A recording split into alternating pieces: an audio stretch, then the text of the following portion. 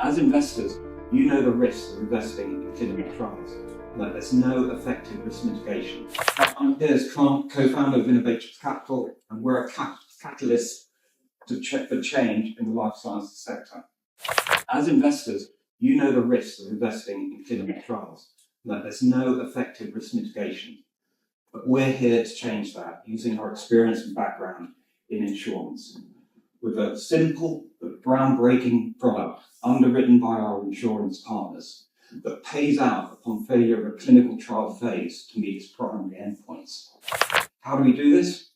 A combination of advanced analytics, machine learning, and exclusive access to data of over 800,000 clinical trials that generates our secret sauce, a single probability of success factor with 90% accuracy. We're already working on our first policies involving phase 1, phase 2 trials. And we're now seeking investors to join us in our mission to accelerate medical breakthroughs by reshaping clinical trials to benefit us all. So let's make it happen together. Thank you. 90%, that's pretty good. How do you get to that? The probability of success factor takes in over 350 parameters, which covers all aspects of a clinical trial.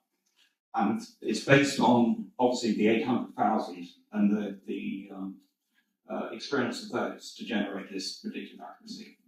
And that's actually supplied to us by a data provider who we have an exclusive arrangement with. So with that confidence, we know we can price the product at an affordable rate for our clients, but also an attractive return for our insurers, and that's key. How do you do that for novel treatment options which have a new mechanism of action, which have a new way of working, where there typically won't be any data for those new treatment options?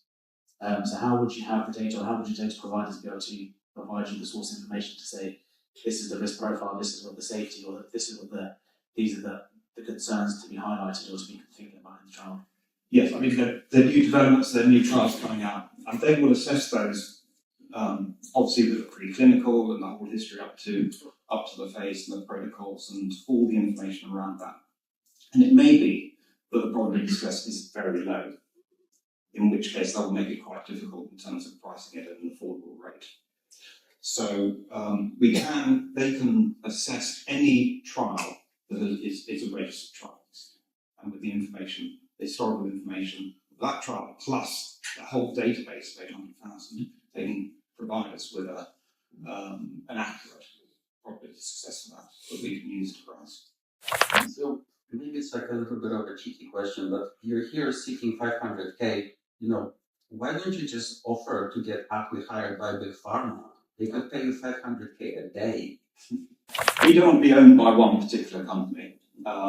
That's the start. And pharma, we're starting off phase 1, phase 2 trials, because if we went to a global pharma and said, we can price your risk better than you can, I don't think we have the credibility to do that at this stage. But that's certainly an option at some later stage that we could do. But we're concentrating on the smaller bios who need to raise 5 million, 10 million. We have one of the first policies is actually that kind of situation where they're finding it really difficult to raise money, and this type of product can help them. And pharma themselves have an interest in accelerating that early stage to provide their pipeline.